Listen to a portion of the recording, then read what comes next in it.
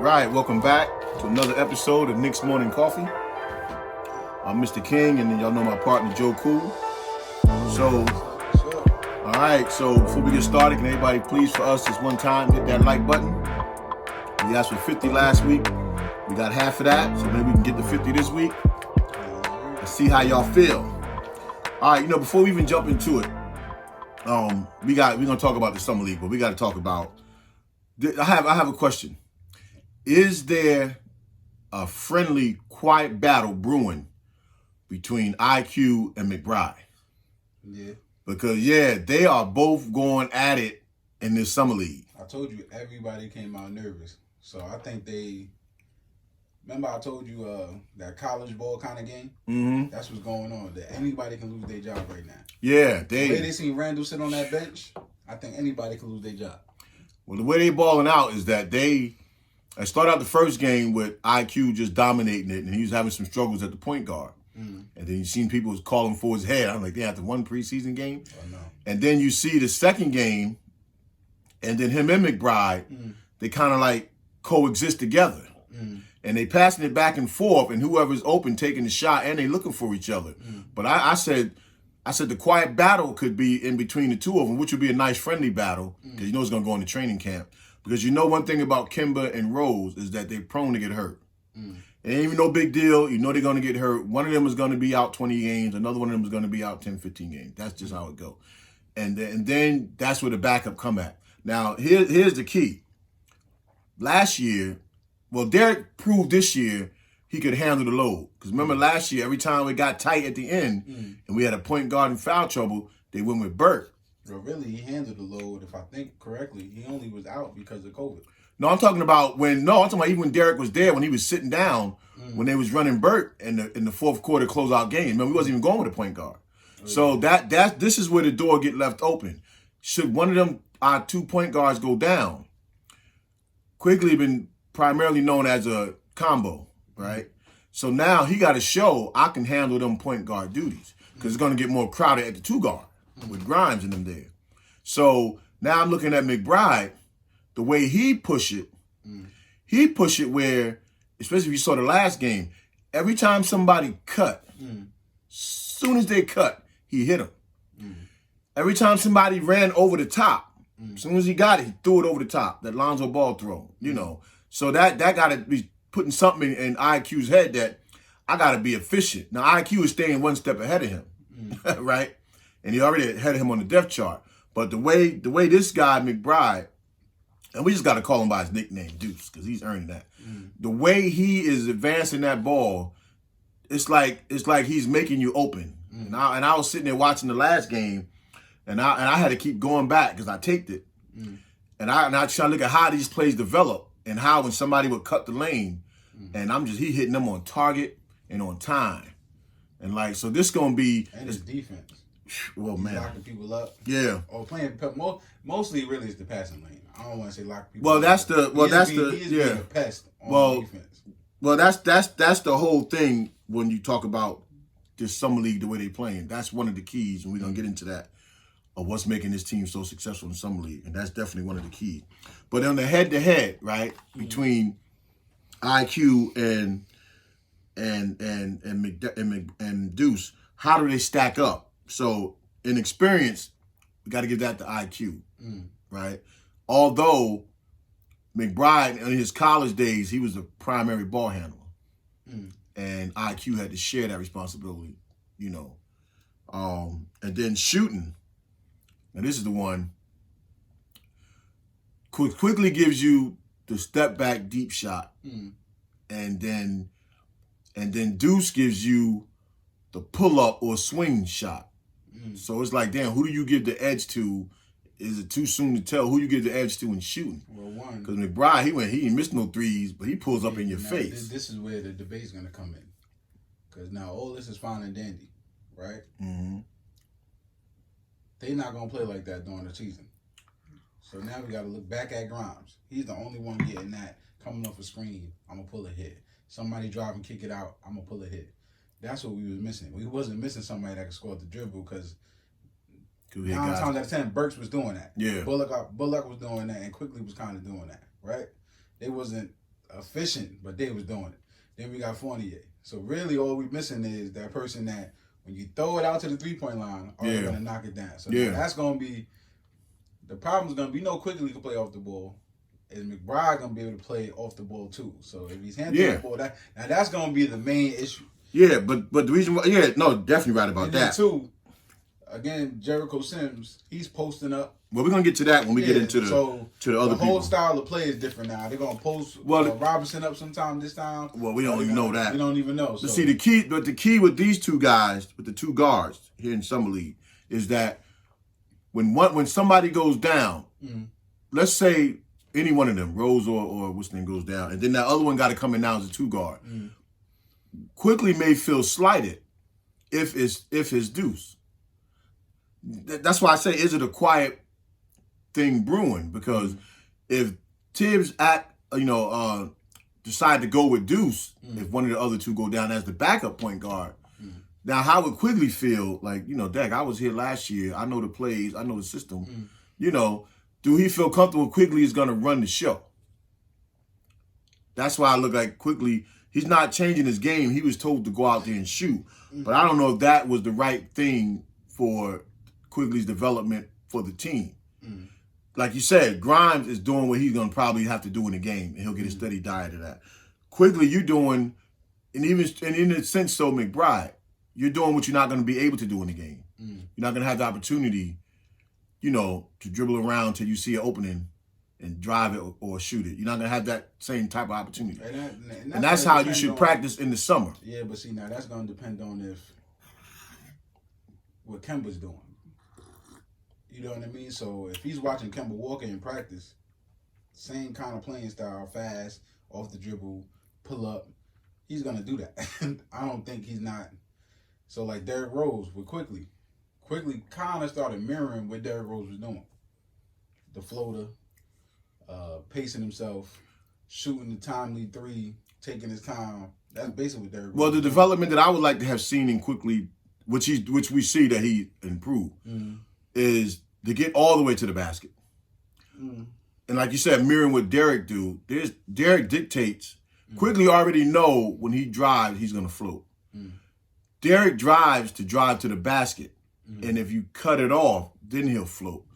Because Derrick will go all the way to the rim. And that's kind of what I would like to see in Quickley's development. I would kind of like to see IQ take somebody all the way to the basket. If he had that in his repertoire. See, I was just thinking because he was like a little bit too small. No, too small. No, they trade all them guys. Small guys, the ones that can get to the rim. Because they get small. up. I'm not talking about height-wise. I'm talking about weight-wise. He was just too small. Guys skinnier than him. I don't think that's in his game. He's tall. That's what I meant. But that's what I'm saying. That's the kind of development I would have liked to have seen from IQ.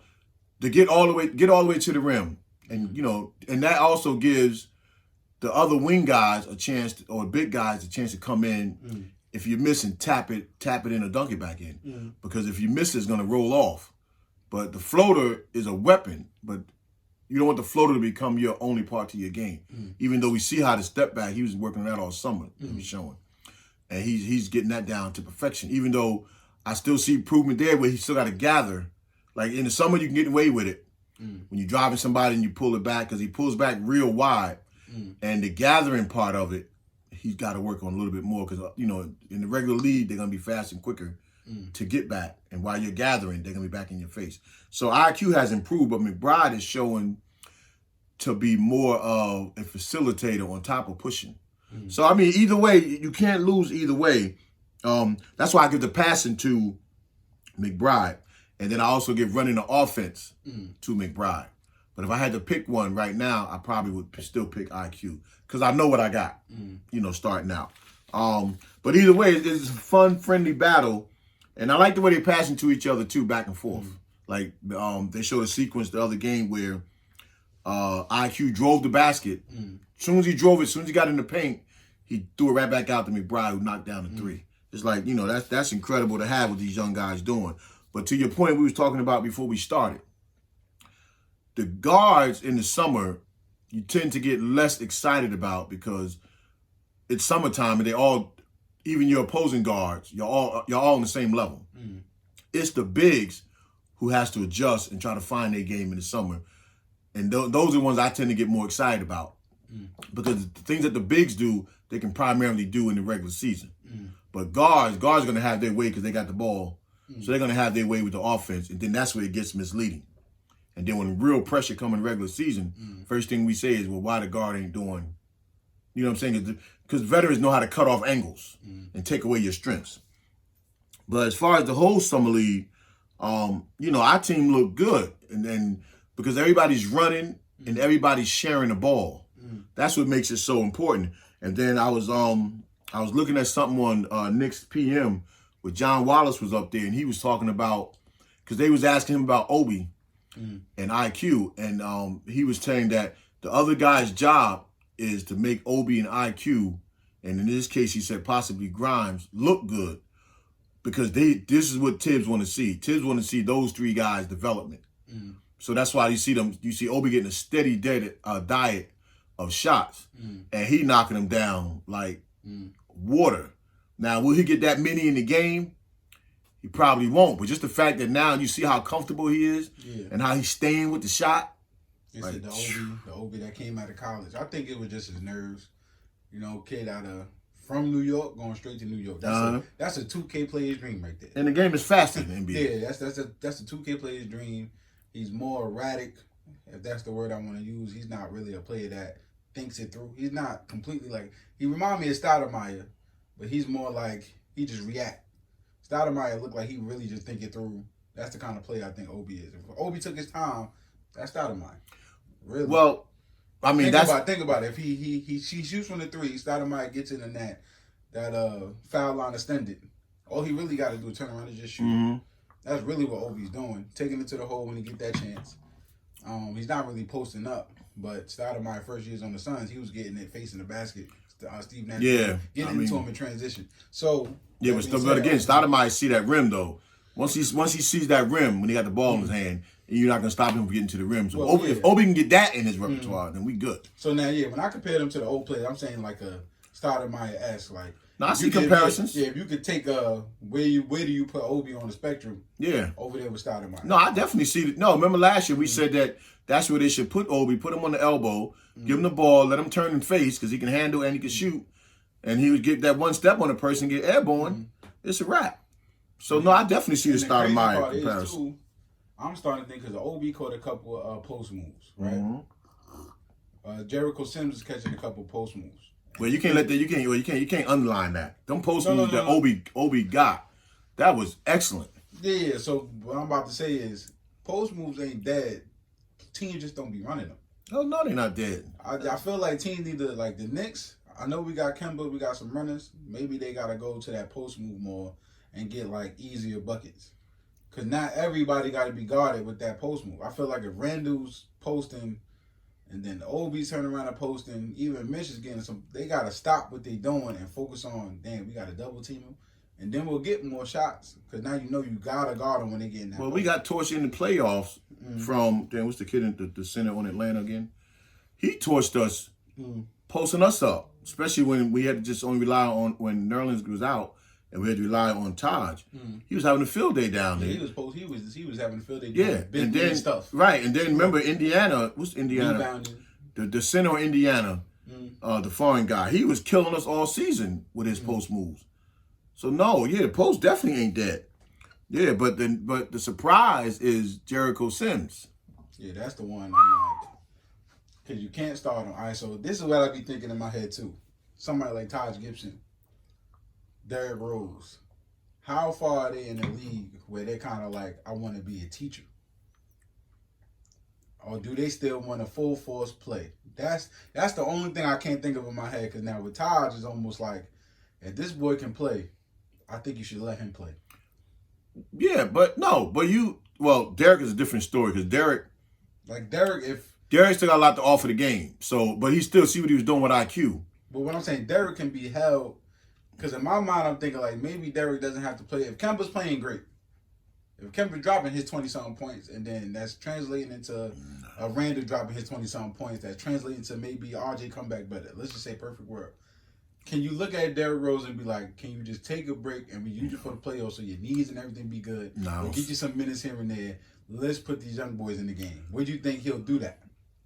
Well, no, he will, but I'm talking about the reason why you could do it without killing anybody else's ego is that if you can get 20 out of Derek, 20 out of Kemba, 20 out of Derek, and that other 8 you can give them young kids, right? Because we still want to stay pace with what we're doing because it's not like they washed up and we just bringing in a veteran. We bringing in veterans that still got skills. So on the guard front, them guys can get by with 8 to 15 minutes a game. Now, on the Jericho Sims side with the big guys, Taj knows he's just there as insurance. He was only there last year for insurance. But then remember, both big guys got hurt. Remember, we had a couple games where we had to play Taj and Norvin Pell. And Randle had to fluctuate at the center because we didn't have him. So Taj knows why he's there. So if you put Jericho Sims, who's on a 2-way contract, he got to spend so much time up. Because I remember we played 3 big men. I'm saying, yeah. Game. Yeah, but no, that so was a different. Well, you got Randle, though. There was always something wrong with somebody when you play the 3 big men. Yeah. The 3 big men didn't count. It wasn't Gibson before everybody got hurt. The other big man was Obi. So Gibson knows he's just there for insurance in case somebody get hurt. So yeah, if you could steal some minutes with Jericho when somebody's in early foul trouble, because now you're talking about playing 5 big men, because you figure Obi's going to get his. But Jericho can all he needs to do is give you spot minutes or spot time up until later in the season. Again, Mitch and just like the guards, one of them is going to get hurt for several games. So when you bring him up, he'll practice with them. When you bring him up, he'll get his time. And the thing he proved to me is that you can't go solely on summer league. But one thing about big men in a post, you either have the move or you don't. So when he get the ball, he knows how to will and deal with the ball. So that's what I like about Jericho Sims. But that's also what I like about this whole summer league, the way Tibbs kind of constructed having the guys play. Because the outside shooting is what stands out to me the most. We hitting routine, timely shots. That stands out the most. Passing to the cutters stands out. Because every time somebody break, it seems like the guy's not even watching them, and somebody break to that basket or break out, that ball just seems to be there. Sometimes assistant coaches can instill that sometimes in you better than the head coach. Head coach just want to see you running his play and being efficient, but it's assistant coach can have you paying more attention to detail. Now playing the D, so we was talking about the D part for me that stands out is, especially in the first couple of games, every time that ball somebody get past in that passing lane, we got our hands on it. Yeah. And that's something we was doing last year, so that's part of the Knicks staple. We just got away from that a little bit in the playoffs because everybody was getting in each other's head on the offensive side. But playing that passing lane, that's crazy. And then the best thing that I like is how we transition off the rebounds. Yeah. See, that was a fault of ours too. We get it unless Randle was pushing it, but even when Randle would get it and take it, he wasn't initiating the break. Yeah, but I knew that was going to be dead when I seen Obi last year getting the rebound and flying down court. So I said, once he get that together, Randle not going to be doing that too much longer. Well, it doesn't matter. Yeah, see, the trick is this. You want them to take it off the glass, but don't take it off the glass for 5 or 6 dribbles just to pass it right back to the guard. Yeah. If you're going to take it off the glass and push it, then initiate the break. You be the person initiating the break. If not, get it off the glass and give it to the guard then, so the break can start. That's what I'm seeing now for the summer league. We're initiating the break off the rebound. And that's something the Knicks really ain't done. The Knicks really don't even do that. That's why we always one of the last teams in fast break points. Because our forwards will take the bounces, but you ain't going nowhere. That was the advantage with Scottie Pippen, back in the day. And I hate to be just using Scottie Pippen. But when he took the ball off the glass, the whole team know this is the break. If Scottie get it, fill your lane. Wherever you got to go, fill your lane. So that's improvement. That's showing that, if the young boys had to play, say this was our regular season team. Yeah, how many games will we win with this team? Who would say? But because other teams are better. But at least that's their mindset, is to push. You know, even if somebody else get it, Randle just waits on the side for it. You know, we need y'all to, whoever get the rebound, they take 2 or 3 dribbles, fill the lane. They're saying other teams are better, but only really the Lakers. No, I'm not talking about better. No, I'm saying if this was our summer league team, I'm talking about. If this was our regular team going into the year, that's what. Yeah. So let's jump on that topic. We talking about the other teams. You on point? I didn't even know that was a topic. Oh, we talking about the other teams being better, because I've been having this conversation all week, and I don't mind having it, but because there's certain things you can change my mind, and there's certain things you can't change my mind. You know, because everybody see with their own eyes, and you see what you want to see. But what I look at, what teams have gotten better in the East, particularly in the East. Okay, if you want to say that. But what I see is where we stand as a Knicks team.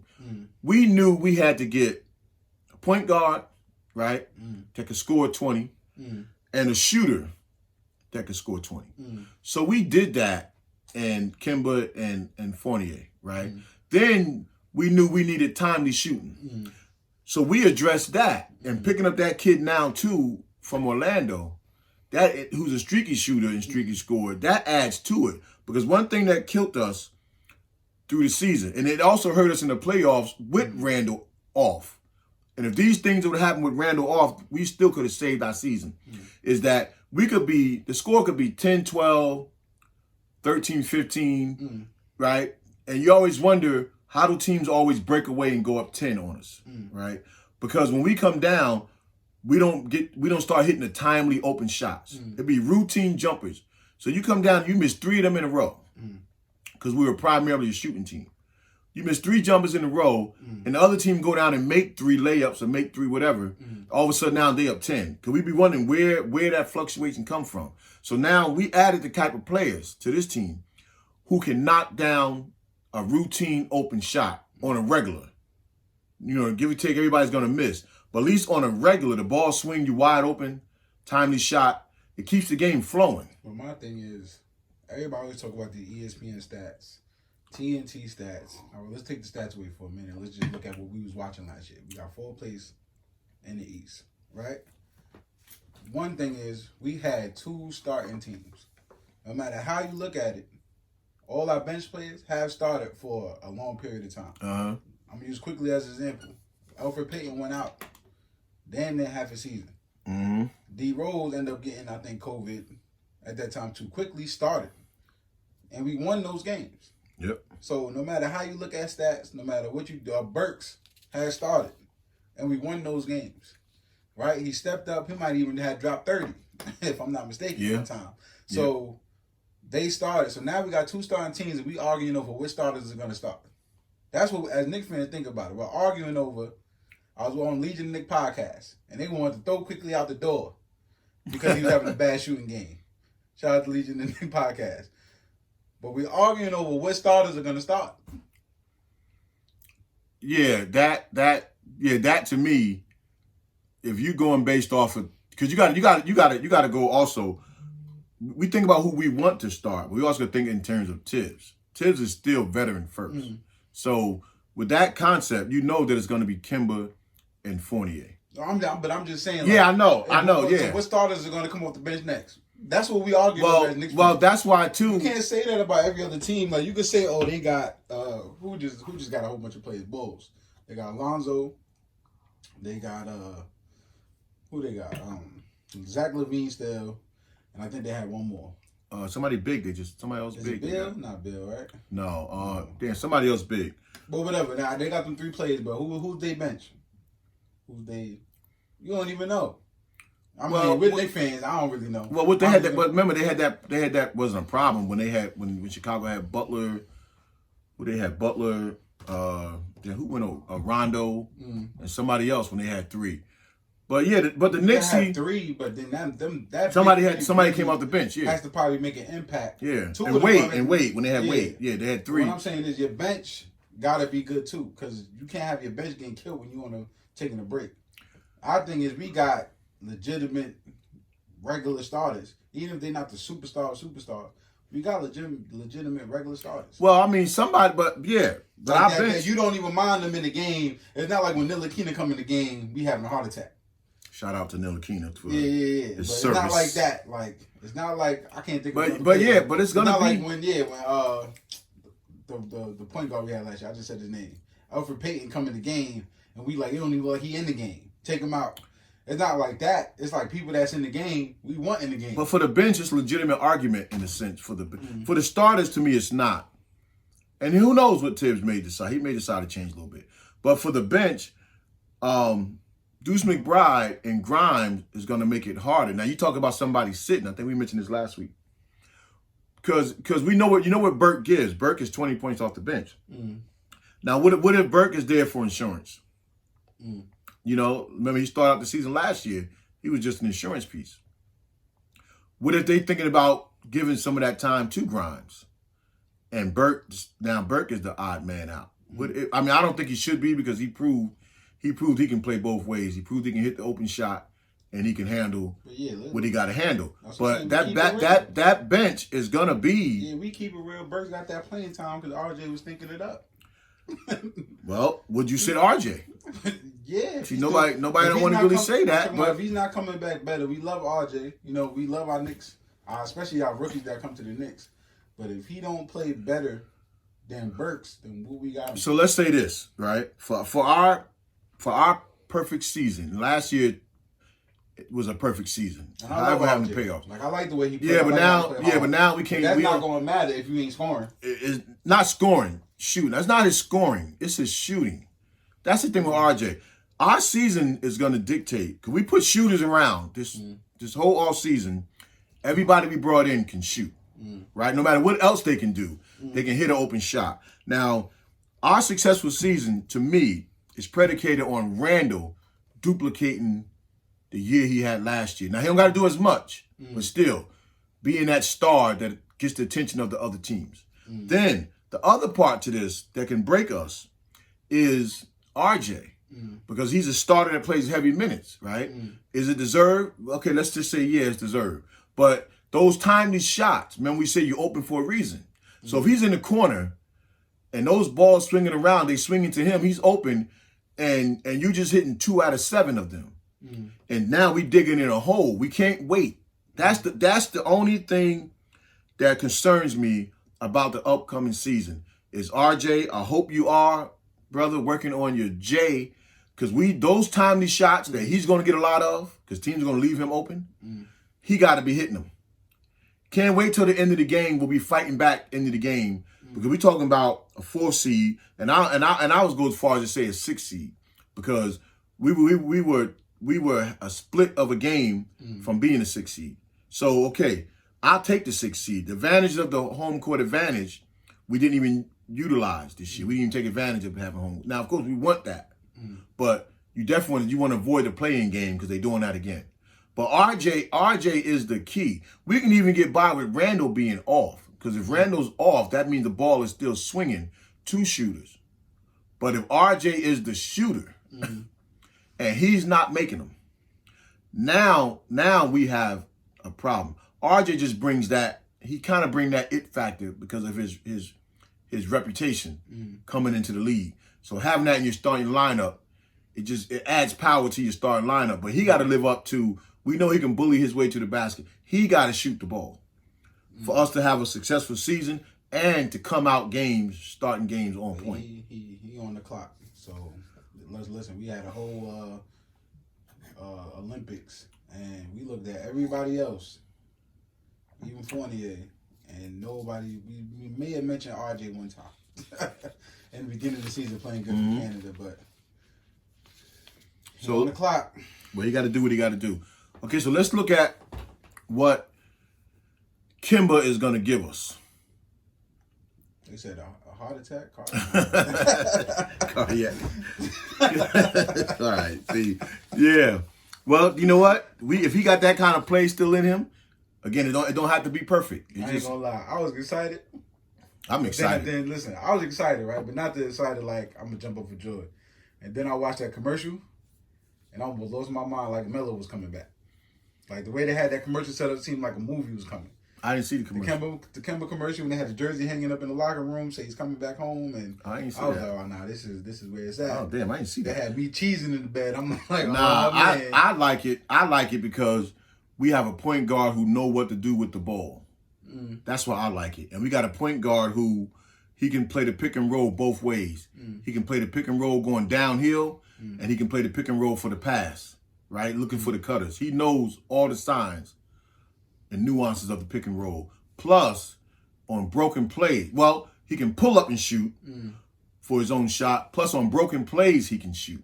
Yeah, we just needed somebody to put teams on their toes. And we had that with Derrick Rose. But when Derrick Rose came out, it was a little stale, right? So now, when you got Kemba coming in starting to do that, it's going to be a little different now. Teams are going to have to. Now, now, it should be easier for Randle to probably drop 30 every night, really.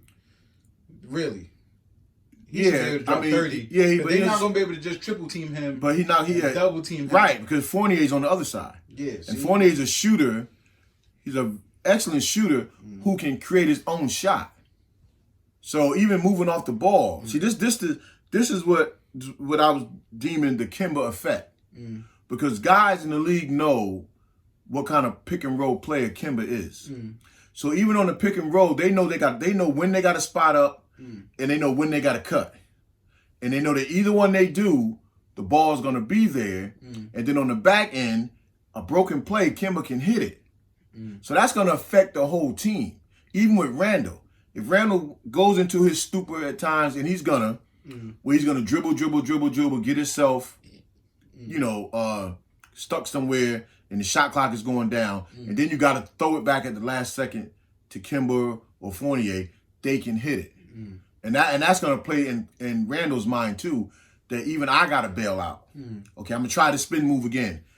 Halfway through the spin move, don't look right. I'm going to know, Joey, I know, but he going to do it. Because when he was doing it last year and it was working. You're scaring me. No, I know. It's scaring me too because he's going to now try to take his game to another level because he got backup. Because he got people that can bail him out. Well, somebody called Melo and told him to put the wine glass down. Go teach my man Randle some moves and stop playing. You talking about spin move? Melo didn't even do the spin move. Melo was smart. Melo kept his moves choppy. Yeah, timing. But I'm saying is that the effects of having Kemba, the Kemba effect is going to be guys going to know that they can make a move. If it seems like it ain't going in my favor, I got a guard who can knock it down. So it's like that's gonna benefit the Knicks in the long run. But in the short term, everybody just need to just do your job. If everybody just do your job, having Fournier, okay, remember last year the trading deadline I wanted him. I said, well, they should get like him or Jabari Parker. A small forward that can shoot and get to the basket. I'm just happy they both said they wanted to come here. So. Yeah, they wanted to come here. Said, yo, y'all ain't getting my contract I want. It's New York. I'm going to go over there. Kemba said, yo, buy me out. New York, I want to come over here. So that means y'all want to be in New York. Somebody compare Kemba to Marbury. That ain't a bad thing. Marbury played awesome. Nah, he ain't Marbury. But I mean, I know what you mean. I'm talking about, somebody on their toes, moving around. For what we need, though. Happen. For what we need, he'll action. He'll be better than Marbury for what we need, though. And that's the thing. It doesn't matter if he can give. He's going to be out some games. That's a gimme. Derrick is going to be out some games. It's a gimme. So now we put our team in place to be able to keep going forward. We managed it last year, and we can manage it again even better this year. But now, also when you're talking about Fournier, let's just go to him for a second. What effects does Fournier bring to our team? And his effect, besides his shooting, which we need desperately, and getting to the basket, that's going to space the game for the big guys, and particularly Nerlens and Mitch. And then even when Obi is in the game, that's going to make their game a whole lot easier because the way that he's going to be able to space the floor, they're going to be able to really roam around inside that paint if we're dumping the ball down, and they're going to be able to get some things done down there, even on the misses. Because now the attention is that if he got the ball and Kemba's at the top and Randle's on the other side, now look at the middle. That middle's going to be open for one of them big guys to get in there and do some damage. Even if they're not shooting it, just to get it in their hand. You see, Nerlens at the end of the year, he started like wheeling and dealing in the paint a little bit, even took some short jumpers, and made a move to the basket, But Those are the type of things that having guys on the perimeter can do for you. Everybody feel they can beat their man one-on-one. Be honest with you, that's 70 points right there between Randle, Fournier, and Kemba. That should be 70 points right there. A night. Yeah, but I don't think it's gonna come that way. I think it's gonna come. This is where RJ is important again. I'm not beating up on RJ, y'all, but this is where that position is important. That 2 guard is where that other points are gonna have to come from because somebody's gonna have to be on the swing, gonna get the ball out of their hand all the time. So it's either gonna be Randle, which Randle proved he can force a shot and make it. So between Fournier and one of them are gonna get ran off the line, and that ball gonna have to get shot somewhere. And then when it's going to get shot, who's the next person on the court? We know our center's not shooting a lot of shots. It's the 2 guard. And I can see them I can see this maybe just in case as them looking. What happened if it was Kemba 1, Derrick Rose the 2? And then they play their young guys on the bench. No, yeah, at times, yeah. They feel like they are healthy enough to do that. A lot of RJ really in trouble. No, I believe that too. I believe that too. If we decide to start both of them and they both get the rebound in transition and they be out. Yeah, I think they'll play together sometime, but I don't think they'll start. But let's go to this then. So this part, I'm just gonna call this part the call to duty, right? So I was thinking about the other day because the Knicks, they knew everybody they re-signed. And everybody they drafted, if any other year, this one was for a specific need, for a reason.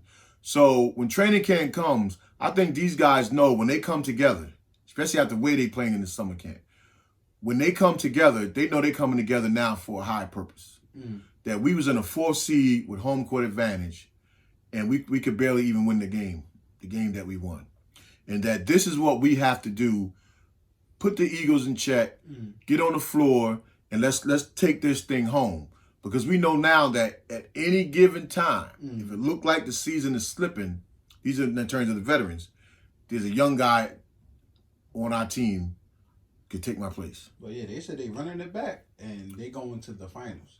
And you should feel that way. You've been saying it all year long. Why not? The time is now, and I'm telling y'all now. Look at how everybody's talking, even with Grimes and his drafting. When he got drafted and we had that interview. They running it back so that you knew right then and there they bring everybody back. As soon as I heard that, we running it back, they started bringing everybody back. You know what I mean? And then they saying finals.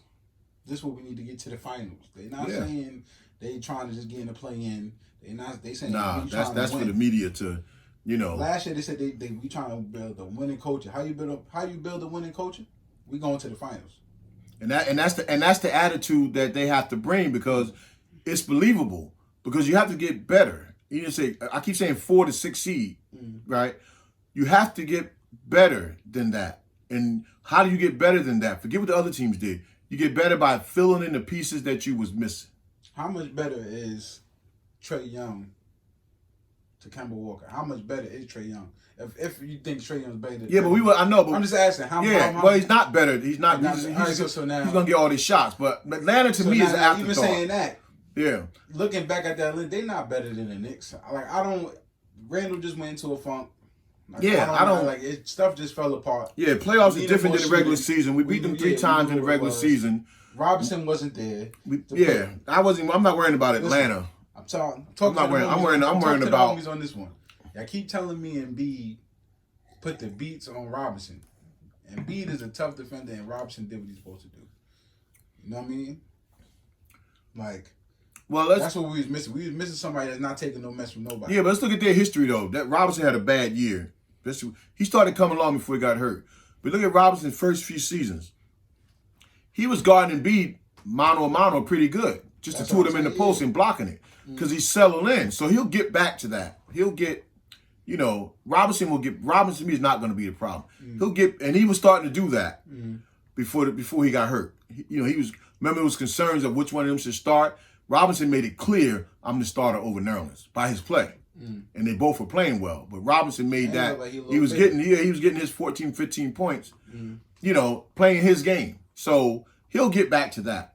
But as far as the other teams, there's really no other teams to fear because all we do is play our game. We got better. The thing that hurted us was the shooting, the timely shooting. We fixed that.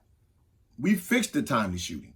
So all we got to do now is go out there and knock down our shots. We ain't got to worry about what no other team is doing. Because even though Milwaukee won, the Nets are probably still going to be the favorite. But the Nets, their battle is not with another team. Their battle is with injuries. And you can rest assured how I say guys on our team are going to be hurt. When playoff time comes around, you know their key guys are going to be hurt. There's just something about Kyrie and them that just can't do it. You know, you can't stay healthy. So they got to battle their own demons. But as far as us getting to where we got to get to, there's nobody really in our path. I mean, how much sexier do you want your team to be? You want your team to be able to knock down shots. And this team, the New York Knicks, are going to knock down shots. So I had a segment I want to talk about the naysayers, but we don't have to even worry about that. Because if you're a Knicks fan, yeah, okay, you say be realistic. Well, how realistic you going to be when you can put a team out there that can play the way that we can play and can hit an open man, hit an open shot and keep the game moving to the end. And then we'll see what people are made of in the last 5 minutes of the game. But there ain't nobody out there we got to fear. Nobody. Not in the East. The Nets are the Nets. Super team, great team. We know that. But we ain't looking that far ahead with them yet. We looking at us getting there and battle whoever we're going to battle. Because when you bring back a team in terms of running it back, you bringing back that team experience. They know what to expect. So when coach goes out there and put in a little wrinkle, they can adjust to it right away. Because everybody but Bullock is back. And the other people that came in is a A++ to our team. So, shit, Knicks called me, and I was like, nah, I'm gonna let them run this one. Well, they probably was calling you to say, get in touch with your pop, because we need another shooter. Everybody know who the shooter is. Yeah. All right, so, again, this is going to be one crazy season. It's going to be an enjoyable season. We still got another game left. Who we got? Cade Cunningham in preseason. You said next? 8 o'clock. Oh, yeah, that's right. Oh, my, yeah, I gotta come early today. That's going to be a nice one. And Cade is a bad boy. Woo. But again, you don't have to always agree. Like, some people sometimes can't get out of their own way about the Knicks. The Knicks is going to be rocking. And we might as well just sit back and enjoy it. Yeah, we're not perfect. But we got a good, solid, team that can compete with anybody. We got all the bases covered. And if Obi can give us some of that down low scoring, then we really got all the bases covered. And the media ain't bothering us, so that's another good sign. Last year they ain't bother us. I ain't thinking about the media. I ain't thinking about Vegas. I ain't thinking about with none of them. I'm thinking about what my eyes see when the Knicks are out there on the court. That's what I'm thinking about. A little bit of wishing and hoping, but hey, that's what it takes sometimes. So we appreciate y'all. You know, last week was good. We want to try to duplicate that. If y'all can please hit that like button, subscribe button. We appreciate it. And tell a friend. Tell a friend. Peace.